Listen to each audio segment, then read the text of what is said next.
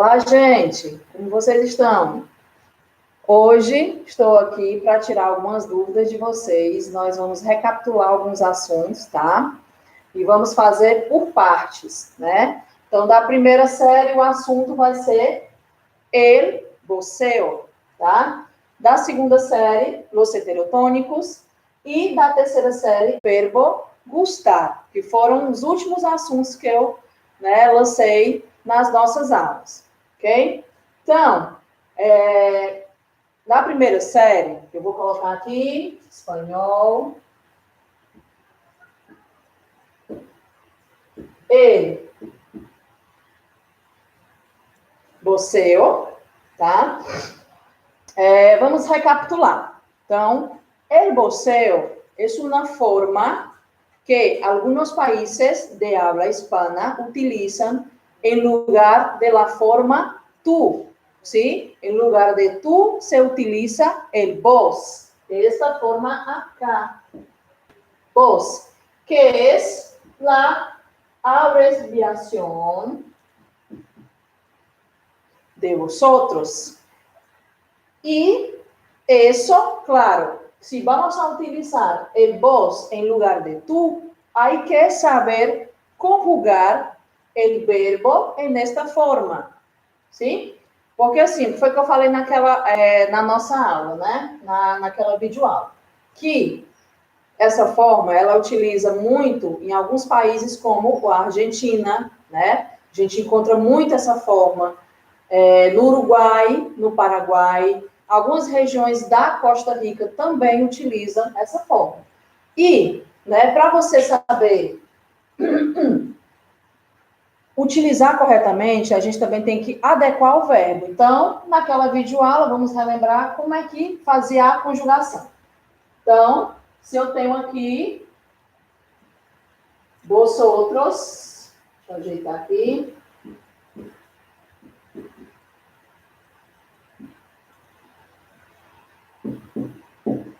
Vosotros estáis, tá? Vosotros estáis. Então, para a gente formar o vos, então, primeiro eu tenho que eliminar tudo isso aqui. Vos, tá? E você vai adequar o verbo a essa forma. Então, você vai fazer o quê? Tirar também, quitar lá i. Então, vai ficar aqui, vos estás. Se vocês perceberem, ó, tá bem parecido com o tu, ok?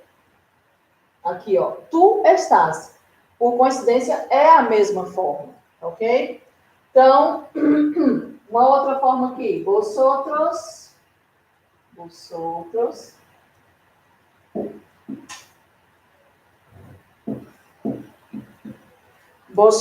comeis. Então, para substituir aqui, vos, ou seja, tira a letra I e fica vos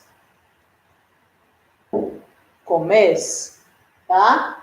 Agora, vamos prestar atenção aqui. Se for um verbo de terceira conjugação, né?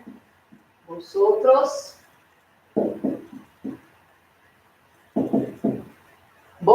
partís. Então, aqui, como só tem, gente, a letra I, a gente não pode eliminar. Então, ele vai se manter assim quando a gente passa, né, utiliza ele, você,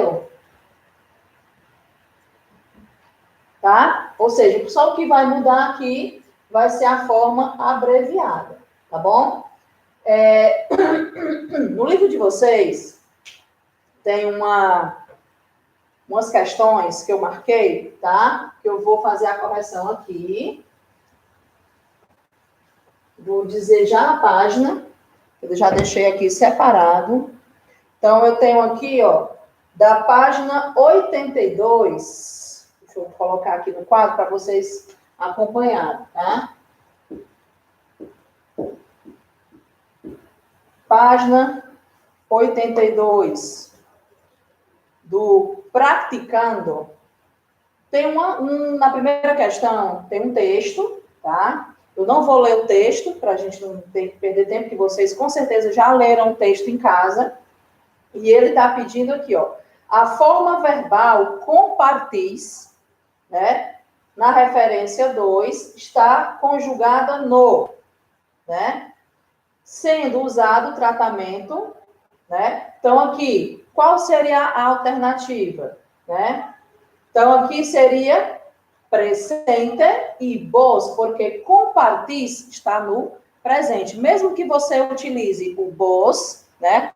Como eu falei para vocês agora há pouco, que o verbo é da terceira conjugação, a gente não pode eliminar o i quando você faz aquela adequação ao vos. Então, seria aqui a alternativa D da questão número 1. Eu vou só colocar aqui a resposta, tá? Primeira questão seria a alternativa D, tá?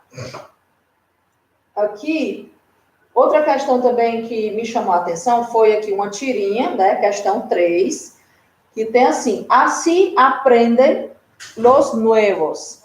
E aqui tem dizendo: os los dije, la vida real enseña más que la tele. Então, ele escreveu exatamente essa frase, ó. Os lo dije.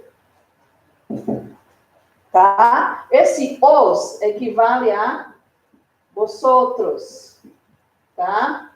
São aqueles pronomes, né, que se referem a esses pronomes pessoais. Aí aqui ele está perguntando, se o pronome os estuviera no singular, tendría como forma correta com el cambio. Ou seja, o que ele está querendo saber aqui? Se a gente for substituir, tá, esse os por um pronome equivalente ao vos, se, olha, gente, vamos pensar aqui uma coisa, o vos. Se o vos é a substituição do tu em alguns países, tá? E ele está perguntando qual seria o pronome, que aqui é vosotros, que eu vou substituir para ter a mesma forma do você, pronome que equivaleria, na verdade, ao vos seria o te. Porque se eu estou utilizando, vou até botar uma setinha aqui, o tu no lugar dele, então vai ser o mesmo pronome que eu utilizo, né? Então, aqui seria a alternativa B. Então, terceira questão, alternativa B, que é o T, tá? Na quarta questão também, olha, eu tenho uma tirinha da Mafalda, tá? Uma tirita de Mafalda, que, deixa eu ver aqui, deixa eu apagar aqui, nessa parte aqui do lado, para a gente ter mais espaço. Vou apagar isso aqui, tá? Bom, nessa tirinha, eu tenho aqui, por que la TV e la radio hablarán tanto del Vietnam? ¿Qué sé yo? Es uno de esos líos que arma la gente grande, así que deja que lo solucione la gente grande.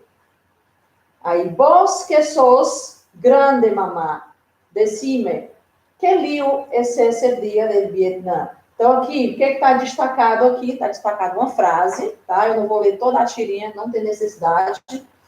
Aí, ele colocou a seguinte frase. Né? Tá aqui. Vos que sos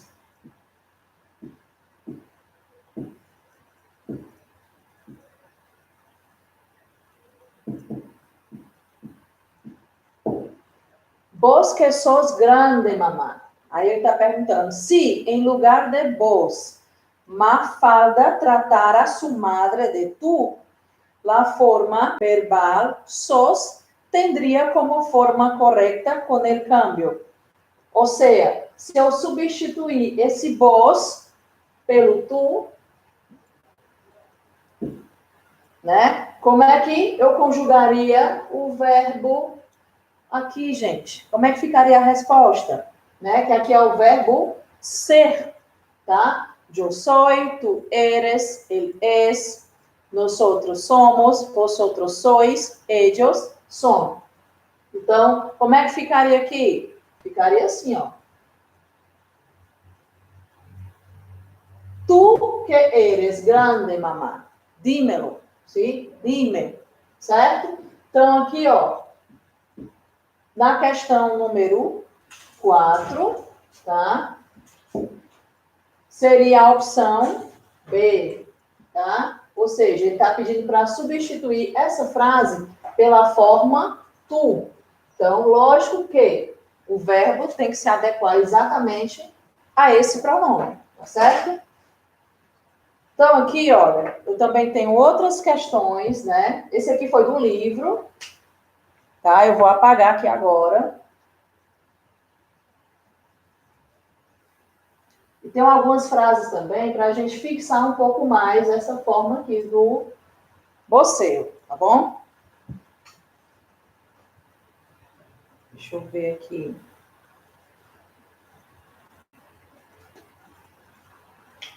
Nossa frase, por exemplo, ó.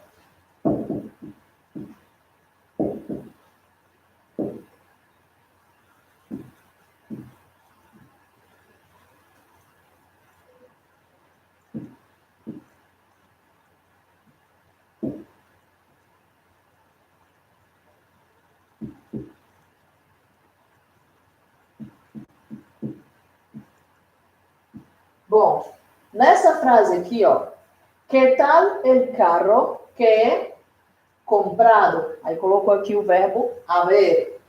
Então, se a gente for usar, né, o vos, né, essa forma do você, a gente tem que lembrar, né, como é a conjugação desse verbo. Então, aqui seria no pretérito perfeito, que também nós já vimos. Então, em vez de ser vosotros, né? Vamos lembrar aqui do vosotros, habéis, tá? Só que ele quer na forma do você, ó, ele vos no lugar do tu. Então a gente vai ficar, ó, como é que vai ser a transformação? Vos e elimina a letra I. Então,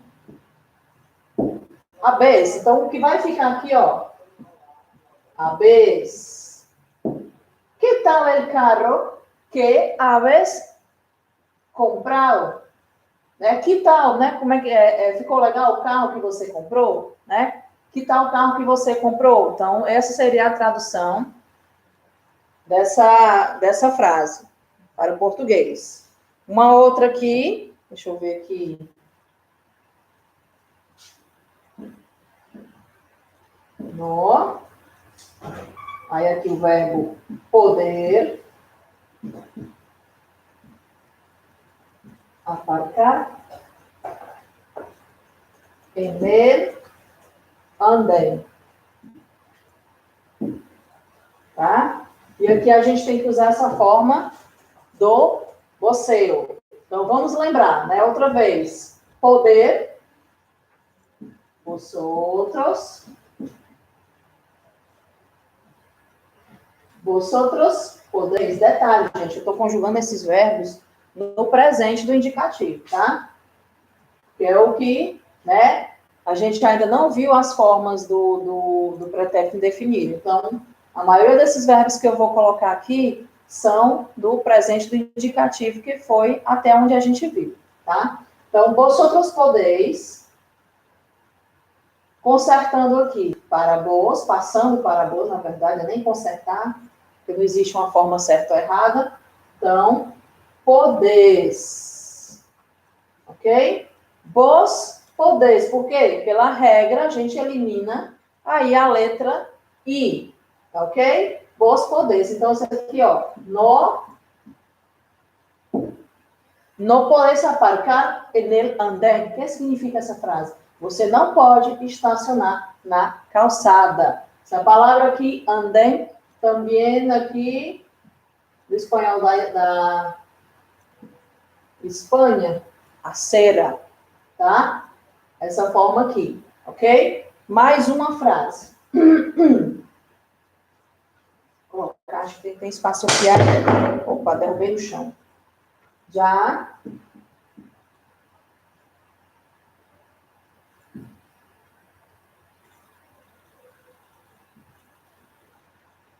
Professora Flávia, Renata Teixeira está dando buenos dias. Olá, buenos dias, como estás, Renata? É a professora? Eu não tenho uma aluna Renata, não, do primeiro ano. Deve ser. Estou aqui só a conta, tá? Hola, buenos días, bienvenida. Bueno, puesto. Estampillas, sellos. Isso. Não, na cara. Pronto, aqui, ó. Já puesto. Aqui também o verbo. A ver. Uma pergunta. Ponto de interrogação. Aqui. Já puesto sellos em la carta. Verbo haber. A mesma coisa, gente. Olha, elimina a letra E, tá? E escreve, né? Porque a forma vosotros é habéis. Habéis. Elimina habéis. E o acento. Certo? Bom, espero que vocês, né, tenham compreendido aqui essas dúvidas. Eu vou agora para o pessoal da segunda série, para tirar as dúvidas dele em relação aos heterotônicos, tá bom? Mas, mesmo que eu esteja na segunda série, se tiver perguntas, né, do pessoal da primeira série, não vai ter problema nenhum, tá? Eu posso responder, né? Então, acompanhe, tá bom? Deixa eu apagar aqui agora.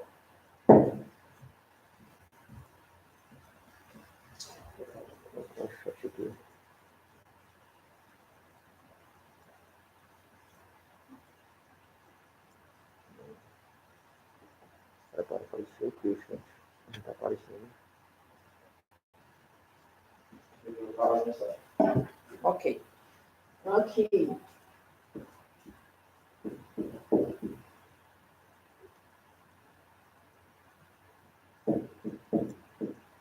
Los heterotônicos.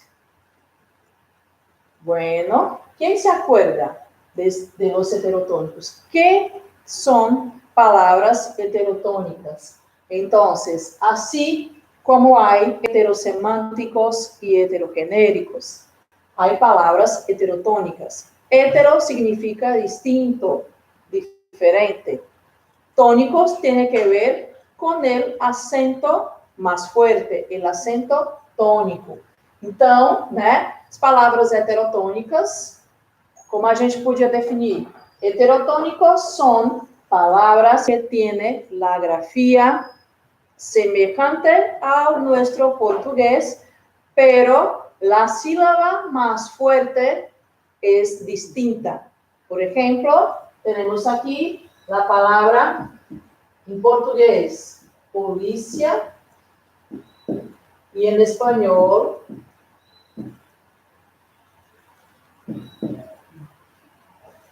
policia, vale? Aqui, ó, presta atenção, ó. Aqui tá no português, tá, gente? Então, a sílaba tônica, ó, é a penúltima, né? Ela é uma palavra paroxítona, né?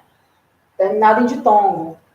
Aí, aqui, gente, ó, policia, a mesma palavra em espanhol, só que a sílaba tônica, ó, tá aqui. Então, configura-se como um heterotônico. Então, a definição é essa. É uma palavra que tem uma escrita semelhante, né? Ou igual ao português, mas que a sílaba tônica é diferente, tá? De um idioma para outro. Tem vários exemplos, ó. Por exemplo, aqui eu tenho uma palavra cérebro, né? Que aqui, no português, ela é proparoxítona, e no espanhol se pronuncia cerebro, cerebro, ou seja, ó, a sílaba mais forte está aqui, na penúltima. Em espanhol, a gente diz que essa palavra é grave ou llana, ou seja, é o mesmo que paroxítona. Ok?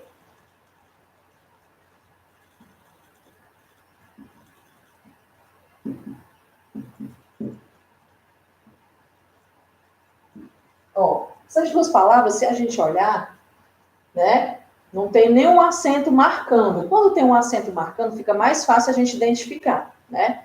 Então, a gente, aqui, ó, eu tenho no português academia, sílaba mais forte, Em espanhol, academia. Academia, sílaba mais forte está aqui, tá? Na penúltima, ó. Cuidado, vocês têm que ter cuidado com essas palavras, ó. Que é um problema para quem está aprendendo, né, espanhol, tanto, né, na escola como nos cursos de idiomas, né? A gente tem que ter muito cuidado com esse tipo de palavra, tanto dos heterotônicos, como também dos heterossemânticos, principalmente, gente, os heterossemânticos. O significado é bem diferente do nosso idioma, né? Então, isso aí é uma coisa que a gente tem que ter muito cuidado. O que mais? Eu tenho aqui... deixa eu pensar aqui.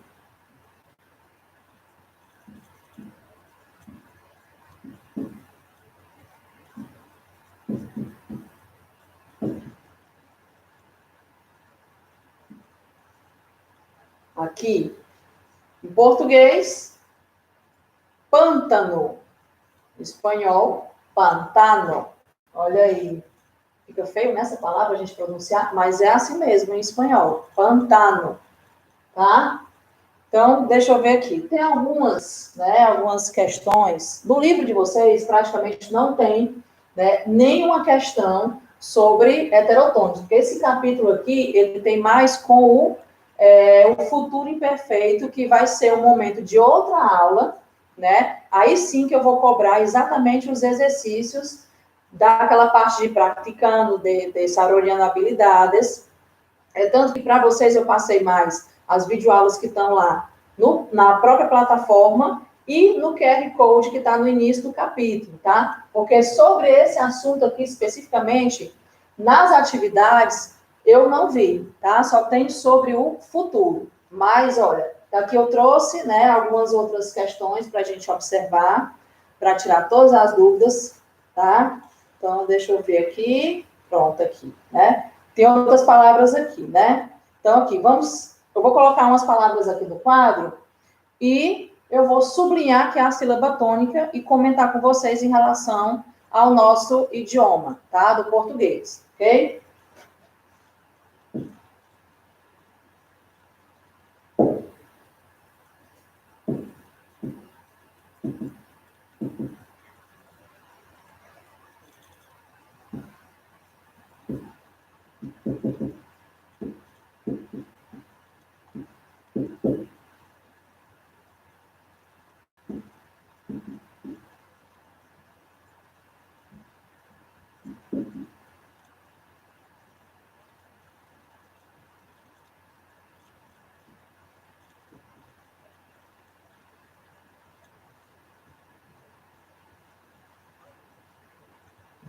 Aqui. Então, essa lista aqui de palavras, ó, vamos observar. Como é que vocês pronunciariam isso em casa? Seria o quê? Alguém. Ó, note que a definição, gente, de heterotônica, a palavra não precisa ser exatamente igual. O que foi que eu disse? Que tem uma grafia semelhante, tá? Ou muitas vezes igual. Tudo bem. Aqui, ó, eu tenho academia e academia, elas não têm nenhuma diferença na parte da grafia, né? Somente da sílaba tônica. Mas, às vezes, a palavra, ela não tem que ser exatamente igual, tá? Ela tem que ser o quê? Semelhante. Como aqui eu tenho a palavra alguém. Alguém, né? Então, o português seria alguém. A sílaba tônica, alguém, vai ser essa aqui, enquanto que alguém é uma palavra oxítona. A sílaba tônica está aqui, tá? Então, ela é o quê? Heterotônica, tá? Pela definição. Aqui, essa palavra, bulimia. Em português, bulimia. Só que em português, a gente não tem nenhum acento marcando, ó. Grafia, igual. Só que bulimia e bulimia são diferentes. Heterotônicas, essas palavras, tá? Anorexia, também, sílaba mais forte aqui em espanhol e aqui em português. A mesma escrita, só que sílaba tônica diferente, tá? Anorexia e anorexia. Aqui, limite. Em português, limite. Então, ó, sílaba tônica, essa. Antepenúltima. Português, limite. Sílaba tônica, penúltima, tá? Límite, limite. Aqui, palavra em espanhol, nivel, nível. Sílaba mais forte, essa. Em português seria nível, tá? Então, aqui, a penúltima. Oxígeno. Oxigênio. Observe aí, ó, sílabas distintas, né? Diferentes. Oxígeno, oxigênio. Teléfono. Né? A antepenúltima. É a palavra esdrúxula, ou seja, para paroxítona. Em português, telefone. Ou seja, sílaba mais forte, a penúltima. Hidrógeno, também ele aqui, ó. Hidrogênio. Vou escrever aqui ela pequenininha. Hidrogênio. Ó, gente, então, ó, percebam, ó, tá? Ela é configurada como uma palavra heterotônica, vou repetir, tá? Quando a sílaba, né, quando elas têm grafia semelhantes, né, muitas vezes igual, como tem aqui, né, ó, academia, né, as duas formas aqui, a mesma escrita aqui também, a gente viu, né, anorexia, bulimia, mas que a sílaba tônica é diferente de um idioma para o outro, tá? Mais na frente nós vamos ver heterossemânticos, que o significado é diferente, tá? Do português, elas têm também grafias semelhantes, tá? Não vou entrar muito nesse assunto, não. É até um assunto bem interessante. E no livro de vocês tem um texto todo utilizando palavras heterossemânticas, tá? Que tem a ver com o quê? Com significado. Certo? E temos também os heterogenéricos, nós vimos lá no primeiro capítulo, quando vimos sobre o México. Vocês lembram disso? Que as heterogenéricas são palavras que têm a escrita igual ou parecida, mas que o gênero muda, como o leite, la leche, o mel, la miel, e palavras assim. Então, no espanhol, é muito comum isso aí. Então, né, a gente costuma relacionar muito o espanhol. Ah, não, é igual ao português. Cuidado, a gente pode se enganar muito. São idiomas irmãos porque vem do latim. Mas, olha, a gente está começando a ver, vocês né, que estão no ensino médio, né, estão vendo que não é bem assim. Né? No curso a gente vê com mais, como é que diz? Com mais profundidade, porque da escola, lógico, a gente vê muita coisa de gramática, muitas coisas voltadas, principalmente para o Enem, que vocês já estão conversando, principalmente na segunda série, que já estão pensando no Enem. Mas é uma coisa sempre importante para se falar. Mesmo que a gente, né, na escola, não seja voltado para você falar, tá bom? Então, gente, olha, eu espero que vocês tenham compreendido esse conteúdo. Ele é um conteúdo, vamos dizer assim, basicamente simples, né? Mas, olha, vocês têm que saber, tanto também do português, que tem a ver com o quê? Com regras de acentuação. Então, você tem que conhecer a localização, a sílaba tônica das palavras em português para você poder relacionar com o espanhol, tá bom? Então, eu vou apagar aqui. Professora Flávia, posso fazer a pergunta? Ah, diga. Vamos lá. A entonação dos acentos em espanhol, ela muda em relação à língua portuguesa, né? Sim. A entonação que é dada no acento, né? Certo. Você está falando do telefone em português, em espanhol, esse eco acentuado, ele não é aberto como é o nosso em português, né? Ele é mais fechado, né? Isso. No começo, né? Em questão de quando a gente começa a estudar a língua espanhola, vocês que já estão na segunda série, eu expliquei no primeiro ano. Quem foi meu aluno do primeiro ano, independente de ter estudado comigo ou não, né? Ou de ter estudado em outra escola, como tem alunos novatos esse ano, com certeza, o outro professor de espanhol, ele deve ter explicado o alfabeto e deve ter comentado dos sons. Então, ó, o professor fez uma pergunta interessante, né? Porque, ó, a letra E e a letra O, né, no nosso português, ela tem o som do E, ela tem o som do E e ela tem o som do EN, que é o som anasalado, né? O O é a mesma coisa. Eu tenho o som do O, que é o O aberto, né? Tanto é O, sons abertos no português.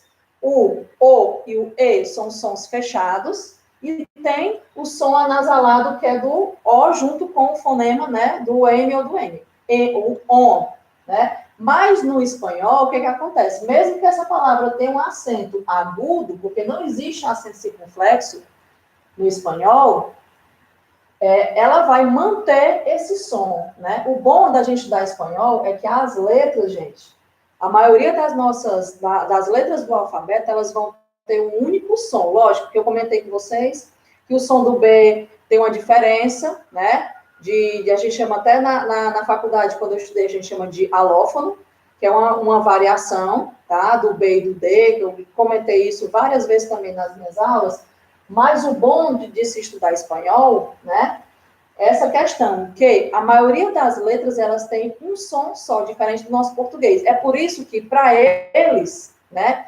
Para os hispanos, né? Os hispanos, os que falam, né, os estrangeiros, que falam espanhol, né, México, Colômbia, seja lá o que for, eles têm muito mais dificuldade de aprender o português, né, do que nós aprendemos a língua espanhola, porque para eles não existe esse som de ON, não existe o som de O, nem de E, tá? Então, por isso que para eles é mais difícil, não quer dizer que eles não aprendem, sim, mas é tanto que quando eles vão pronunciar, porque, gente, também tem toda a questão do nosso aparelho fonador, tá? Porque quando a gente aprende, né, a falar, o nosso aparelho fonador, ele vai se adaptar àquele idioma que a gente fala, né? Mesmo que eu estude 10 anos, 20 anos, um outro idioma e fale dentro daquele país, por exemplo, eu nunca vou falar como um nativo, né?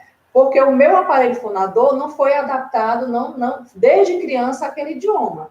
Então, a mesma coisa eu falo também em relação a crianças que são filhos de pais estrangeiros. Por exemplo, o brasileiro com o espanhol. Como a criança, desde o nascimento, ela começou a ouvir os dois idiomas, então ela vai falar naturalmente os dois idiomas, né? Então, eu nunca vou falar, por mais que eu fale bem, por mais que eu me aperfeiçoe, né, da questão da entonação, né, e tudo, eu nunca vou falar como eles, porque é uma questão de aquisição da língua, que é uma coisa, né, que vem desde pequenininho, tá certo? Mais alguma pergunta aí? Por enquanto, não. Pode prosseguir. Bom. Essa foi uma, desculpa atrapalhar, foi uma minha dúvida, porque nós estamos com alunos da primeira série acompanhando. E pronto. E como já estamos no capítulo de segunda série, aí eu dei uma voltadinha, falei, isso é legal, o pessoal do primeiro ano. Isso, mas eles vão lembrar que eu falei isso aí. Nos primeiros dias de aula, eu coloquei todo o alfabeto, né? Comentei com eles a questão dos sons, tanto das vogais, né? Como também de algumas consoantes. Eu vou até botar aqui, aproveitar, né? Que eu falo sempre nas minhas aulas, que o som do B, né, existe esse som que é representado assim, no fonema, pronto, assim, e tem esse som aqui da letra B, né? Que são, eu botei entre barras porque é o fonema que estou representando. Então, a letra B, ela tem esses dois sons, né? Por exemplo, isso também equivale à letra V, tá? Que tem o mesmo som aqui representado pelo fonema. Bueno.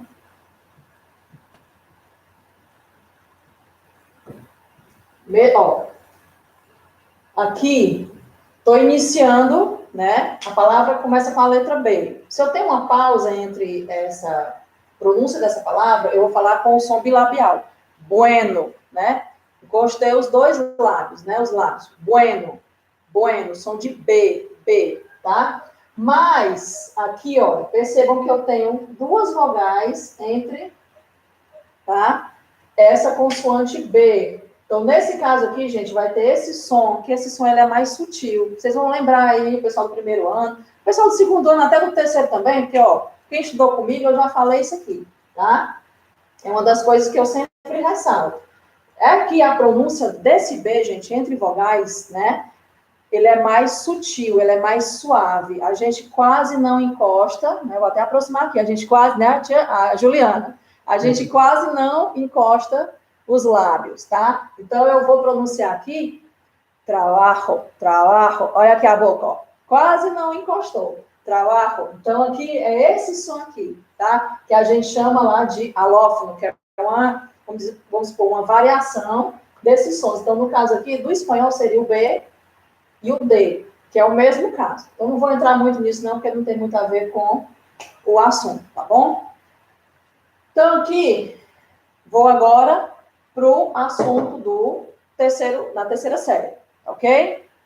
Vamos lá, vou apagar isso aqui. Vocês me deixarem falar que eu vou passar o dia todo falando espanhol. Eu sou apaixonada pela língua espanhola. Eu dou aula de inglês, gosto muito de inglês também, né? Mas a língua espanhola é, assim, a minha paixão. Pessoal, a Flávia Ashley está comentando aqui que ela está lembrando, viu? Olha aí, tá vendo aí, Ashley?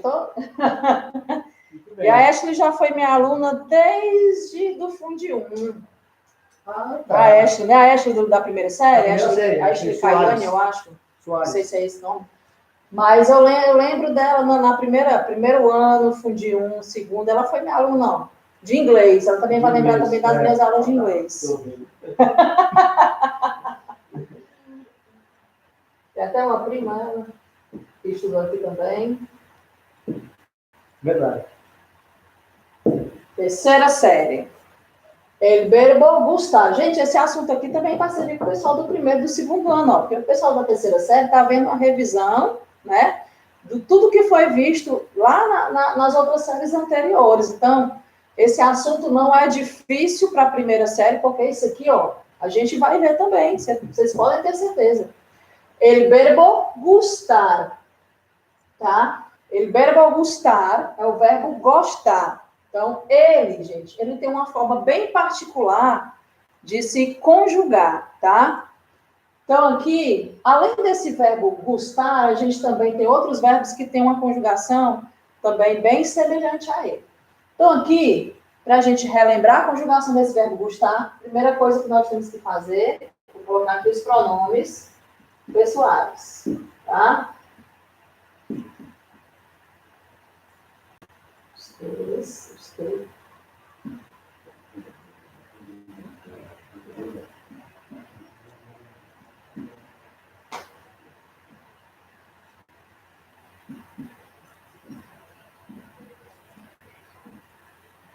Primeira coisa, coloquei aqui os pronomes pessoais. Eu, tu, terceira pessoa aqui, ele, você, tá? Eu coloquei só a forma abreviada, para não tomar muito espaço. Nosotros, vosotros, nosotros tem a forma dele no feminino, nosotras, tá? Vosotros, vosotras, ellos, ellas e ustedes, que eu também coloquei aqui a forma abreviada, tá? Agora, el verbo gustar, vamos colocar os pronomes oblíquos. Eu, né? Vamos lembrar aqui. Então, vai ficar assim, ó. A mim, me. Coloquei aqui, gente, para a gente lembrar desses pronomes. Mas, ó, eles não vão aparecer aqui, não. A mim, me. A ti, te.